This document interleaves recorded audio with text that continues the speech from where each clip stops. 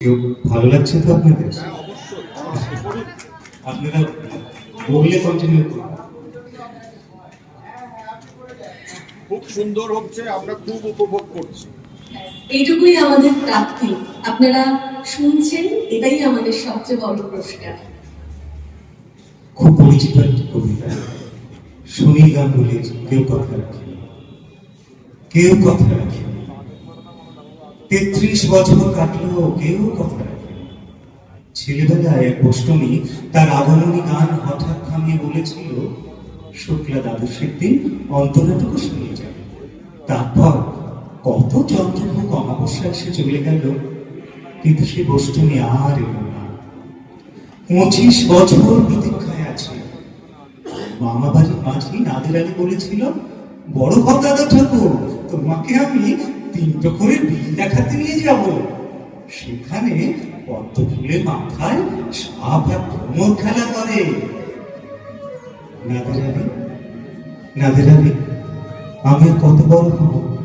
আমার মাথা এই ঘরের ছাদ ফুলে আকাশ স্পর্শ করলে তারপর তুমি আমায় 3 করে বিল দেখাবে।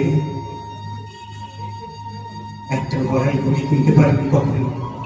লাঠি লজেন্স দেখে দেখে চষেছি লস্কর বাড়ির ছেলেরা। ভিখারির মতো চৌধুরীদের গেটে দাঁড়িয়ে দেখেছি ভিতরে রাস উৎসব। অবিরল রঙের ধারার মধ্যে সুবর্ণ কঙ্কন পরা ফর্সা রমণীরা কত রকম আমাদের এসেছে। আমার দিকে তারা ফিরে চায়। বাবা আমার কাঁধ ছুঁয়ে বলেছিলেন, দেখিস একদিন আমরা হব। বাবা এখন আমাদের দেখা হয় না কিছু।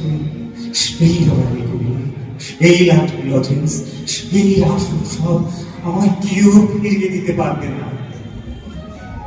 বুকের মধ্যে সুগন্ধির রুমাল রেখে বরুণা বলেছিল, যেদিন তুমি আমার সত্যিকারে ভালোবাসবে, সেদিন আমার বুকেও এইরকম আতরের গন্ধ হবে। ভালোবাসার জন্য আমি হাতের মুঠোয় প্রাণ নিয়েছি। দুরন্ত ষাঁড়ের চোখে বেঁধেছি লাল কাপড়। বিশ্ব সংসার তন্ন তন্ন করে খুঁজে এনেছি 108টা নীলপদ্ম। তবু কথা রেখে বলো না। এখনো তার বুকে শুধুই মাংসের গন্ধ। এখনো সে যে কোনো নারী, কেউ কথা রাখে না। 33 বছর কাটলো, কেউ কথা রাখে না।